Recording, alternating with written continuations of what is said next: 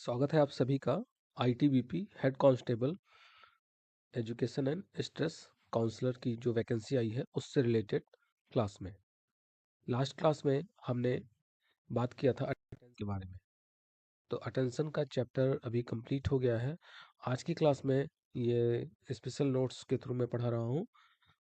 तो आज की क्लास में हम परसेप्शन के बारे में जानेंगे कि परसेप्शन क्या है और कौन कौन से ऐसे निर्धारक हैं जो परसेप्शन को प्रभावित करते हैं। फॉल्स परसेप्शन क्या होते हैं, ये सारी चीज़ें इस वीडियो में आपको बताई जाएंगी, आपको समझाई जाएंगी।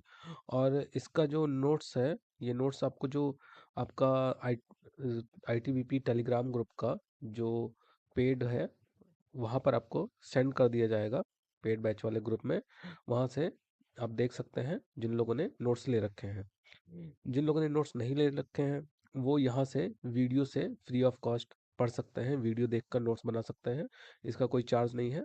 बट अगर आप नोट्स लेना चाहते हैं तो इस वीडियो के नीचे कमेंट में टेलीग्राम ग्रुप का लिंक आपको मिल जाएगा। वहाँ से जाकर आप मुझे मैसेज करेंगे ग्रुप में, फिर आपको मैं पर्सनली मैसेज करके नोट्स प्रोवाइड कर दूंगा। उसका कुछ मिनिमम चार्ज भी है, मैं बताना चाहूँगा। तो आप वो मिनिमम चार्ज देकर नोट्स भी ले सकते हैं, कंप्लीट नोट्स। उसके साथ साथ आप पेड ग्रुप में जुड़ जाएंगे, वहाँ पे एमसीक्यू भी भेजे जा रहे हैं। और इसके अलावा ये स्पेशल नोट्स भी आपको उस ग्रुप में प्रोवाइड किए जाएंगे। तो ये तो हो गई इन्फॉर्मेशन। अब आते हैं हम क्लास पे। क्लास की बात करें तो लास्ट क्लास में हमने बात किया था अटेंशन के बारे में कि अटेंशन क्या होता है। ध्यान। तो ध्यान क्या था? ध्यान में हम देखते थे कि कोई भी इंफॉर्मेशन होती है हमारे पास, जैसे ये लास्ट क्लास में हमने ध्यान के बारे में पढ़ा था कि ध्यान क्या है। ध्यान एक मानसिक प्रक्रिया है जिसके द्वारा हम अपने आसपास में जो उत्तेजनाएं होती हैं, आसपास में जो भी इंफॉर्मेशन होती है, उनको हम अपने फाइव सेंसेस के थ्रू समझते हैं, सुनते हैं और जानते हैं उनके बारे में, और फिर हम रिस्पॉन्स करते हैं। जैसे एक वो एग्जांपल दिया गया था कि एक पार्टी है, अब पार्टी हो रही है, वहाँ पर बहुत सारे लोग आवाज़ कर रहे हैं, बहुत सारी आवाज़ें आ रही है, लेकिन उस सारी आवाज़ों में से आप एक स्पेसिफिक आवाज़ पर अपना ध्यान केंद्रित करते हो। लाइक आपका कोई फ्रेंड बुलाया आपका नाम लेके, तो आपका ध्यान वहाँ पर गया। तो वो चीज़ें क्या है, वो आपने बाकी सारी चीज़ों को हटाकर, बहुत सारे सेंसेशन हो रहे थे, उद्दीपक उपलब्ध थे, लेकिन उन सभी उद्दीपकों में से आपने एक स्पेसिफिक उद्दीपक पर अपना ध्यान केंद्रित किया, तो उसी को हम ध्यान कहते हैं। तो ये हमने पढ़ लिया था। इसकी वीडियोस अगर किसी ने नहीं देखे हैं तो प्लेलिस्ट में जाएगा, वहाँ पर आईटीबीपी हेड कांस्टेबल के नाम से एक प्लेलिस्ट मिल जाएगी, तो वहाँ पर आप उन वीडियोस को देख सकते हो। ठीक है। तो आज हम बात करेंगे ध्यान के अगले स्टेप की।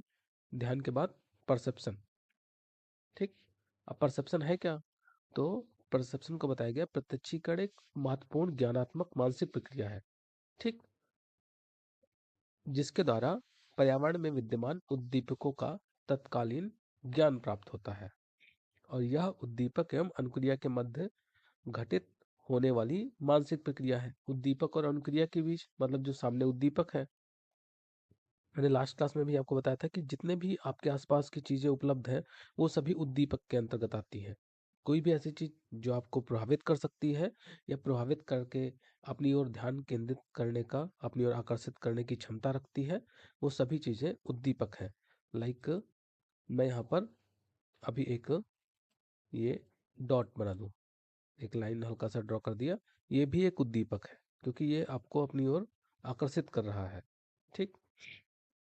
तो इसी तरीके से कुछ भी, कोई आवाज आ रही है, वो भी उद्दीपक है। हर चीजें उद्दीपक होती हैं जो भी अपने ओर आपका ध्यान आकर्षित करती हैं। ठीक है। तो अब परसेप्शन क्या है? परसेप्शन को अगर हम थोड़ा सा देखें तो perception is a process by which we organise and interpret the pattern of stimulus in environment. मतलब आपके आसपास में जितने भी स्टिमुलस हैं, जितने भी आसपास के इन्वायरमेंट में उद्दीपक हैं, उन उद्दीपकों से संबंधित जानकारी को एकत्रित करना, फिर उन जानकारी को संगठित करना और फिर उसकी व्याख्या करना। जैसे आप क्या कर रहे हो, आप रूम में हो और खिड़की के पास से कोई जा रहा है, तो जा रहा है, पैरों की आवाज आई, तो उस आवाज को आपने सुना तो वो सेंसेशन था कि हाँ ये आवाज है। लेकिन फिर आप क्या कर रहे हो, यहाँ पर देखो क्या बताया गया, संवेदना, वो सेंसेशन हो गया, आवाज आई, खटपट खटपट, आपके दिमाग तक वो इन्फॉर्मेशन गई, ब्रेन तक। अब वहाँ पर आप क्या कर रहे हो, उसकी व्याख्या कर रहे हो कि ये जो आवाज़ है, ये पैरों की आवाज़ तो किसकी हो सकती है? अच्छा, अच्छा, मम्मी ऐसे चलती हैं। तो आप समझ जाते हो कि अरे ये तो मम्मी आई है, ठीक? या आप दूर से कोई आपका दोस्त आता दिख रहा है, कोई कोई पर्सन आता दिख रहा है, तो आप उस पर्सन को देखते हो। अब उसको चेहरा नहीं दिखाई दे रहा, लेकिन उसकी चाल, उसके आने के तरीके से आप दूर से ही देख के पता लगा लेते हो कि ये तो मेरा दोस्त है। तो ये क्या है? आपने उसकी व्याख्या कर दिया। संवेदना में व्याख्या नहीं होती है, लेकिन यहाँ पर क्या हुआ, पहले सेंसेशन हुआ, सेंसेशन, उसके बाद फिर आपने उसकी व्याख्या कर दी। उसमें जब व्याख्या कर देते हैं तो वो प्रत्यक्षीकरण कहलाता है। इसलिए क्या बताया गया कि सबसे पहले हमारे सामने उद्दीपक उपस्थित होता है, ठीक? लाइक आपके सामने आपके वो आवाज आई चलने की, फिर आप उससे संबंधित जो जानकारी है, संबंधित ज्ञानेंद्रिय की कोशिकाओं का उद्दीप्त होना, यानी वो आवाज कैसी है, सुनाई दे रही है आपको, तो कहाँ जाएगी ज्ञान, कौन सी ज्ञानेंद्रिय काम करेगी? आपका कान। अब कान से आपने सुना, फिर वो इंफॉर्मेशन आपके ब्रेन में जाएगी। कहाँ पर पहुंची ब्रेन में? आपके थैलेमस में, ठीक? फिर उसके बाद क्या होगा, स्नायु आवेग की उत्पत्ति होगी, मतलब वो नर्व इम्पल्स के थ्रू आपके ब्रेन में पहुंची, स्नायु आवेग द्वारा ब्रेन में पहुंचा गया, और फिर वहां पर उसकी व्याख्या की गई। उसको समझा गया कि पुराने जो आपके एक्सपीरियंस रहे हैं कि ये आवाज़ किसकी है, ये पैरों की आवाज़ किसकी हो सकती है, तो आपने उसके आधार पर उसकी व्याख्या किया। जब व्याख्या किया तो पता चला कि ये जो आवाज़ है वो तो मम्मी के पैरों की है। तो इस पूरे प्रोसेस को हम परसेप्शन कहते हैं। समझे कि आपके आसपास में कोई उद्दीपक है, उस उद्दीपक को आपने संगठित किया, फिर उसकी व्याख्या की। ये सारी चीज़ें उद्दीपक कहलाती हैं। अब इसमें क्वेश्चन कैसे पूछ सकते हैं? तो क्वेश्चन पूछा जा सकता है कि उद्दीपक के अंतर्गत क्या क्या चीजें, सॉरी, परसेप्शन में क्या क्या चीजें होती हैं? तो परसेप्शन में संवेदना होगी और उस संवेदना की व्याख्या होगी। ये दोनों मिलाकर परसेप्शन बनते हैं। समझ में आ गई इतनी चीजें? ये भी एक जटिल प्रक्रिया है, जटिल मानसिक प्रक्रिया होती है। अब इसके हम कुछ डेफिनेशन को देखें।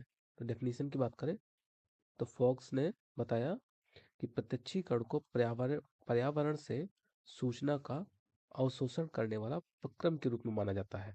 मतलब पर्यावरण, हमारे आसपास हम सब पूरा पर्यावरण ही है, तो उस पर्यावरण से हम सूचना को एकत्रित करते हैं, ठीक है? एकत्रित करते हैं और उसकी व्याख्या करते हैं। वहीं एटकिंसन और हिलगार्ड ने क्या बताया कि प्रत्यक्षीकरण एक ऐसी प्रक्रिया है जिसके द्वारा हम पर्यावरण में उपस्थित उद्दीपक प्रतिरूपों को संगठित करते हैं एवं उसकी व्याख्या करते हैं। Perception is a process by which we organise and interpret the pattern of stimulus in environment. आपके आसपास जो भी इंफॉर्मेशन है आप उसे संगठित कर रहे हो और उसकी व्याख्या कर रहे हो। अब इसकी कुछ विशेषताएं देखा जाए तो प्रत्यक्षीकरण हेतु उद्दीपक का होना आवश्यक है। प्रत्यक्षीकरण तभी होगा जब आपके आसपास में कोई उद्दीपक होगा। जब उद्दीपक ही नहीं तो प्रत्यक्षीकरण हो ही नहीं सकता है। इसके साथ साथ ये एक सक्रिय मानसिक प्रक्रिया है, एक्टिव है, आपका दिमाग इसमें एक्टिव होता है और इसमें आपका ब्रेन का यूज होता है, संज्ञानात्मक प्रक्रम है। आप सोचते हो, चिंतन करते हो, तो ये सारी चीज़ें किसमें आती हैं? मेमोरी का यूज़ करते हो, पास्ट एक्सपीरियंस को याद करते हो, तो ये सभी संज्ञानात्मक प्रक्रिया में आती हैं। फिर ये एक सेलेक्टिव प्रोसेस है, आप एक स्पेसिफिक आवाज़ को सिलेक्ट करते हो। समझ में आया? उसके बाद इसमें हम उद्दीपक को संगठित करते हैं, जो भी हमारे आसपास में उद्दीपक से जानकारी मिल रही है उनको संगठित करते हैं और उनकी व्याख्या करते हैं और उद्दीपक का तत्कालिक ज्ञान होता है। इसमें हम जो उद्दीपक है उसके बारे में तुरंत ज्ञान प्राप्त करते हैं। अब कौन कौन सी चीजें ऐसी हैं जो प्रत्यक्षीकरण को निर्धारित करती हैं? तो व्यक्तिगत निर्धारक, उद्दीपक संबंधी निर्धारक, सांस्कृतिक निर्धारक और सामाजिक निर्धारक। इसको हम थोड़े में समझेंगे क्योंकि बहुत ज़्यादा इम्पोर्टेंट नहीं है आपके लिए, बट फिर भी एक दो क्वेश्चन पूछे जा सकते हैं, तो देखते हैं इनको। इसमें सॉरी, क्या हो सकता है कि जैसे जब हमारी जो आवश्यकता है वो हमारे प्रत्यक्षीकरण को प्रभावित करती है। जैसे आप देखो, सड़क पर जब चलते हो तो चलते टाइम पे कई बार आपके दिमाग में जो चीज़ें चलती रहती हैं उससे रिलेटेड ही चीज़ें आपको आसपास में अपनी दिखाई देती हैं। जैसे इसमें एक फेमस वैज्ञानिक का एग्जाम्पल है, मनोवैज्ञानिक का, वुडवर्थ का, कि वो एक ऑफिस, जब अपने ऑफिस से निकलते थे तो सामने एक बिल्डिंग थी जहाँ पे लिखा होता था 400D। लेकिन उस टाइम पे वहां से निकलते टाइम उनको भूख लग जाती थी। तो भूख लगने की वजह से वो जो 400D लिखा था वो उनको किस तरीके से दिखाई देता था, वो उनको दिखाई देता था कि फूड लिखा हुआ है। और ऐसा आप लोग के साथ भी हुआ होगा कि आप कभी कुछ का कुछ पढ़ गए होंगे, क्योंकि दिमाग में वही चीजें चलती रहती हैं। ठीक है। तो जो हमारी आवश्यकता है वो हमारे प्रत्यक्षीकरण को प्रभावित करती है। यहाँ पर वही चीजें बताई गई हैं। ठीक। प्रत्यक्षीकरण को मूल्य कि जिस चीज का प्रत्यक्षीकरण कर रहे हो, किए जाने वाले वस्तु के मूल्य कैसे हैं। जैसे दो एक्सपेरिमेंट किए गए। एक एक्सपेरिमेंट में एक बच्चे को बोला गया, एक गरीब बच्चा, आर्थिक रूप से गरीब जो बच्चा था, उसको बोला गया कि 1 रुपए का सिक्का बनाओ। और दूसरे एक अमीर बच्चे को, जो सामाजिक आर्थिक रूप से अमीर था, उनको बोला गया कि 1 रुपए का सिक्का ड्रॉ करो। तो जो गरीब बच्चा था उसने उस सिक्के को बहुत बड़ा ड्रॉ किया। और ये देखा गया कि जो अमीर बच्चा था उसने उस सिक्के को बहुत छोटा ड्रॉ किया। क्यों? क्योंकि दोनों की नीड और दोनों के अंदर उसकी वैल्यू अलग अलग है। गरीब बच्चे के लिए 1 रुपए का सिक्का की वैल्यू बहुत ज्यादा है तो उसने बहुत बड़ा ड्रॉ किया। अमीर बच्चे के लिए 1 रुपए का सिक्का का कोई वैल्यू ही नहीं है तो उसने एकदम छोटा सा ड्रॉ कर दिया। ठीक है। फिर दीपक की जो साइज है, उसका रंग है, गति है, ये सारी चीजें भी प्रत्यक्षीकरण को प्रभावित करती हैं। और हम किस संस्कृति से बिलोंग करते हैं, वो संस्कृति भी उन चीज़ों को निर्धारित करती है। जैसे ये एक एक्सपेरिमेंट कराया जाता है, मुलर लायर इल्यूजन एक्सपेरिमेंट। ये प्रैक्टिकल हम साइकोलॉजी में करवाते हैं बच्चों से। अब इससे आपसे पूछा जाए कि इन दोनों में से ये कौन सी लाइन बड़ी है, केवल ये बीच वाली लाइन देखनी है। जो ये बीच वाली लाइन है बस इसको देखना है। ये वाली यहाँ पर, ये, इन दोनों में से ये वाली लाइन बड़ी है या ये वाली लाइन बड़ी है? देखोगे जब आप, तो देखने में लगेगा कि ये ऊपर वाला ज़्यादा बड़ा है और नीचे वाला छोटा है, लेकिन वास्तविकता में दोनों बराबर हैं। बस अंतर क्या है कि इसके जो एरो हैं वो बाहर की तरफ खुले हुए हैं तो इसलिए बड़ा लग रहा है, और इसके जो एरो हैं वो अंदर की तरफ मुड़े हुए हैं इसलिए छोटा लग रहा है। वरना आप इसको देखोगे, चाहे आप स्केल रख के नाप सकते हो स्क्रीन पे अपने, तो ये दोनों बराबर ही हैं। ठीक है। इसी तरीके से सामाजिक निर्धारक होते हैं, जो हमारे, हम जिस ग्रुप से जुड़ रहे हैं, जिस समूह से जुड़े हुए हैं, वहाँ के कैसे वैल्यूज हैं, कैसी चीज़ें हैं, वो चीज़ें भी हमारे परसेप्शन को निर्धारित करती हैं। जैसे हिंदू समाज की बात करें तो यहाँ 11 को काफ़ी शुभ माना जाता है। वहीं पर एक स्वास्तिक का निशान जो होता है, तो स्वास्तिक का निशान हमारे यहाँ काफ़ी शुभ माना जाता है। लेकिन अब जर्मनी में जाओगे तो इस निशान को हम वो बहुत गलत दृष्टि से देखते हैं, क्योंकि इसको थोड़ा सा टेढ़ा करके हिटलर ने अपने अपना एक लोगो बना रखा था झंडे पे। तो उनको ये देख के डर लगता है। ठीक। तो ऐसे ही सामाजिक सुधार कि हमें शुरुआत से क्या बताया गया है, क्या सिखाया गया है, ये चीज़ें भी होती हैं, परसेप्शन को निर्धारित करती हैं। इसके अलावा आपका क्वेश्चन कहाँ से बन सकता है? परसेप्चुअल ऑर्गेनाइजेशन से बन सकता है। तो वल्डहाइमर ने बताया, उनके सहयोगी ने बताया कि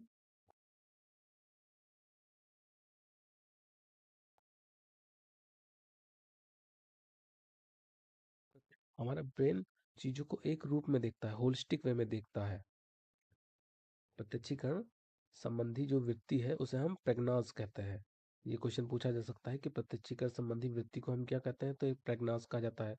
इसके कुछ नियम बताए गए। जैसे देखो, हमारा ब्रेन क्या है, हर चीज़ को एक सिस्टमेटिक वे में देखता है। तो एक ये नियम है कि लॉ ऑफ प्रॉक्सिमिटी में क्या होता है, समीपता या सन्निकटता का नियम, ये पूछ सकते हैं। तो इसमें क्या होता है, इसमें ये होगा कि जब हम किसी चीज़ को देखते हैं, प्रत्यक्षीकरण क्षेत्र में विद्यमान उद्दीपक जो एक दूसरे के निकट होते हैं उनका प्रत्यक्षीकरण हम अलग अलग ना करके एक उपसमूह में करते हैं या एक इकाई में करते हैं।